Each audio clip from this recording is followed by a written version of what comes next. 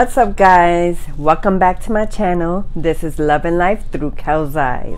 Come on, woo!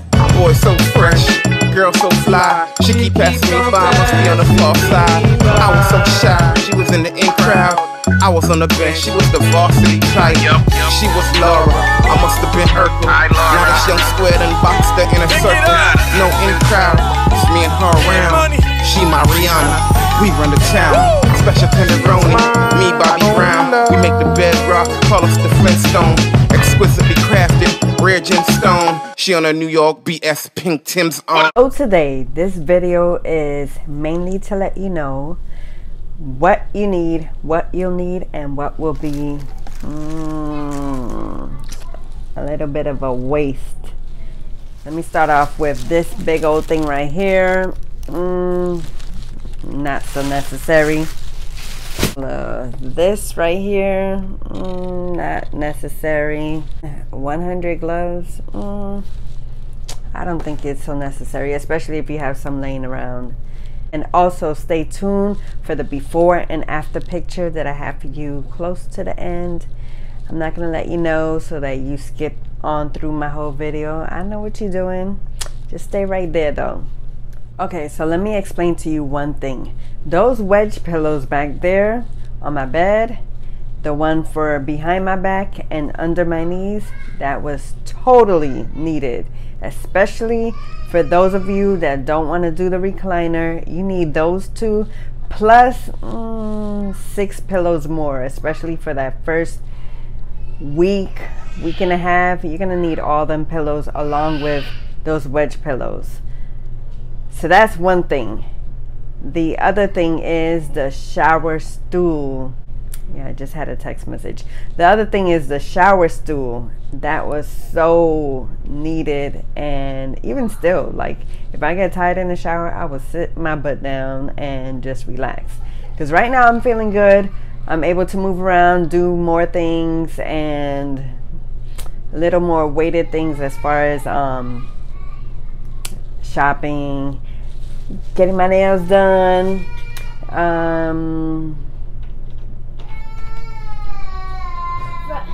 screaming at these girls and giving them pow. Hold on. Okay, so I'm back. So yeah, back to what I was saying.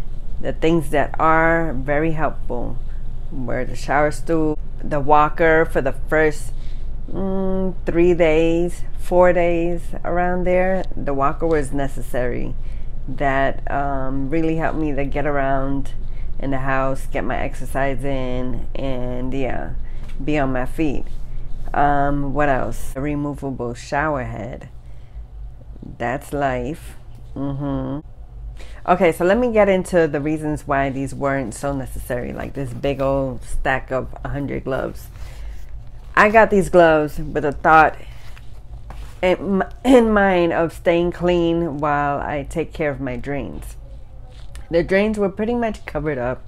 I just needed to drain the drain and keep on moving. So, I mean, the first day when I had someone else do it, I was like, put on these gloves.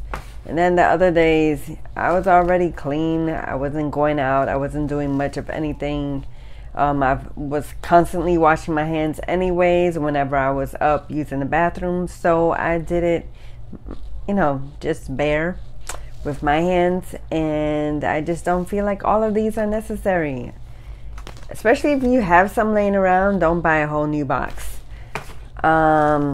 This peroxide right here. Yeah, I don't think it is even good to take care of the wounds that you're gonna have.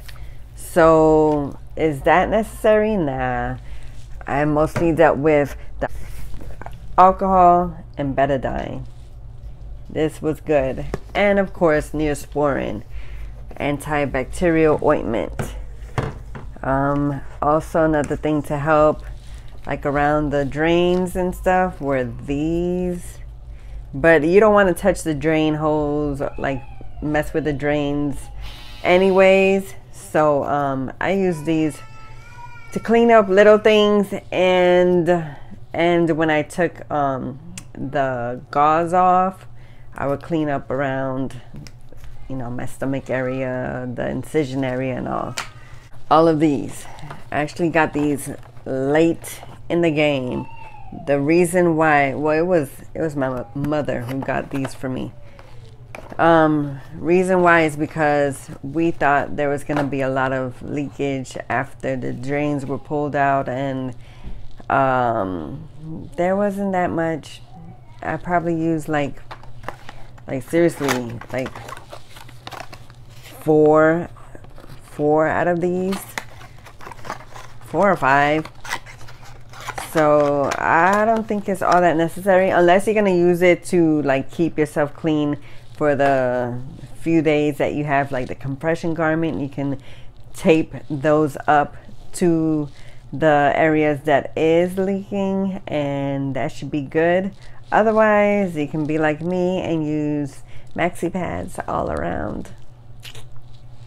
Looking crazy, but it helped. It didn't stick to my skin, to the incisions, and it kept everything fresh.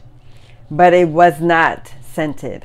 So if you're gonna use maxi pads, use unscented, just regular sanitary napkins, so that it can take the place of this rolled gauze. The reason why I don't want to use these, well, I didn't want to use these rolled gauze, is because it would stick to everything. Like if you have parts that are still not healed and still open, you don't want anything sticking to that, because as soon as you remove the gauze, then you know the wound is open again. So yeah, I did the maxi pad thing and I was straight. I was good. Does show up in the videos, the little lines and stuff on my stomach. I don't care. So the same thing with this. All of these pads weren't all that necessary. I thought they would be. I thought I would be like leaking through my compression garment and it'll be a whole crazy mess on my bed. It didn't even do that. Like the most it did was go to my compression garment, and it didn't even seep to the outside. Everybody is different. You might be a little bit more worse or whatever. I didn't piss on myself either. I'm just saying. Let me just get that out there. So it was really not necessary. It was still clean, I guess. So if you want to, you can do that. And then if you have little ones that still sometimes have accidents in the bed, then you can use that in between the fitted sheet and the mattress pad or mattress. You can use those. Otherwise, to me, it was a waste. What was everything to me, especially on the days that I was having like no energy and I needed a boost of energy to get a couple of things done, was this. This is not a paid advertisement. I'm just letting you know that this is everything.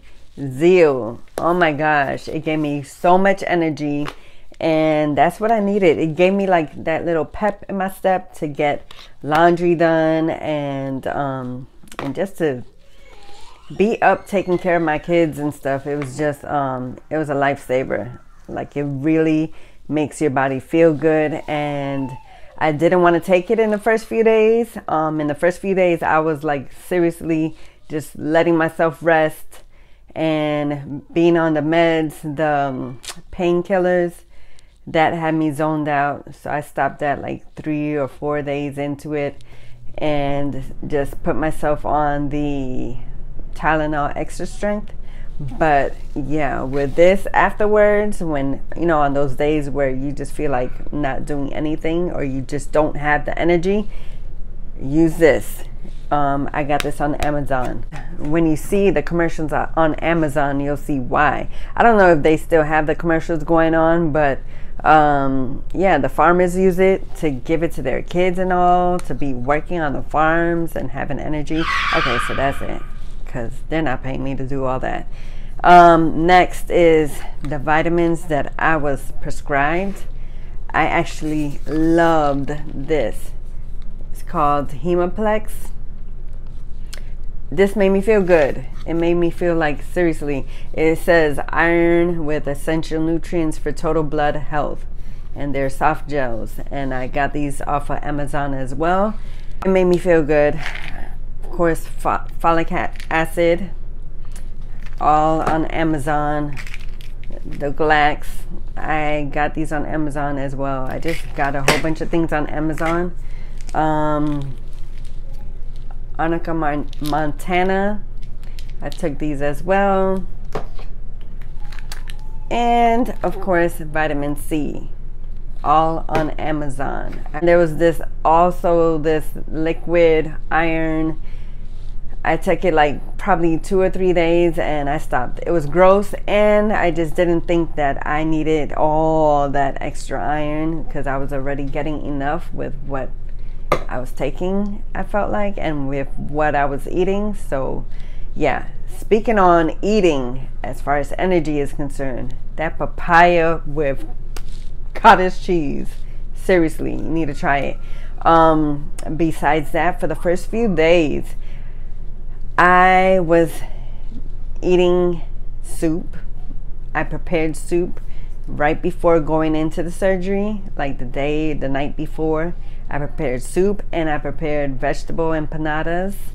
What else? And I prepared brown stew chicken with rice, low on sodium with everything, but high in flavor. So it was oh so good, especially the soup. Oh my gosh, you're gonna want to do soup, especially if you have someone that doesn't know how to cook around you.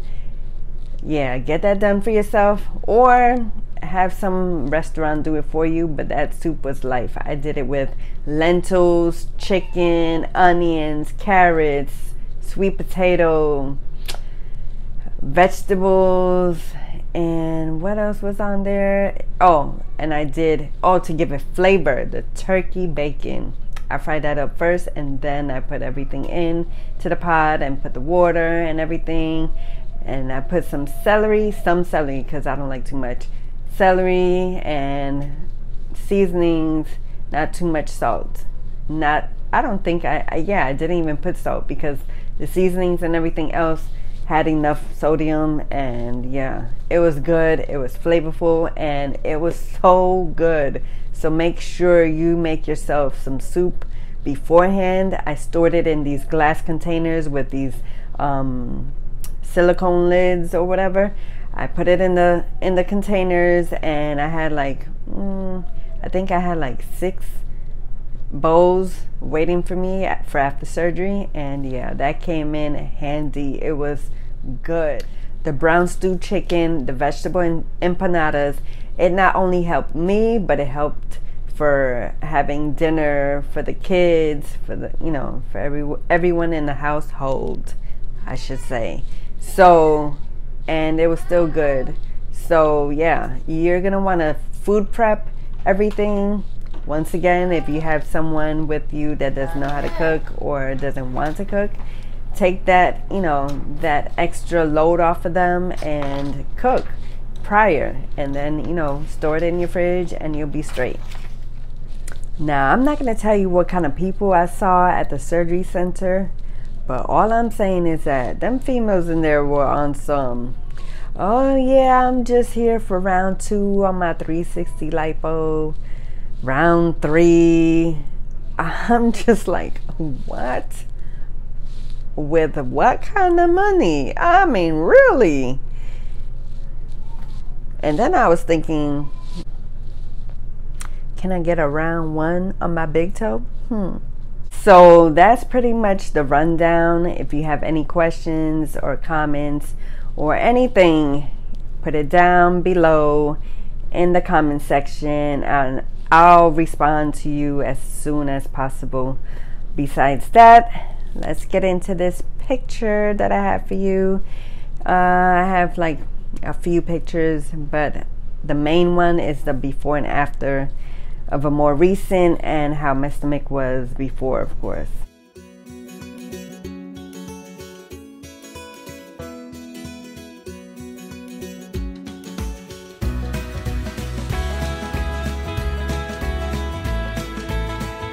I hope you enjoyed my video. I hope it wasn't too boring for you.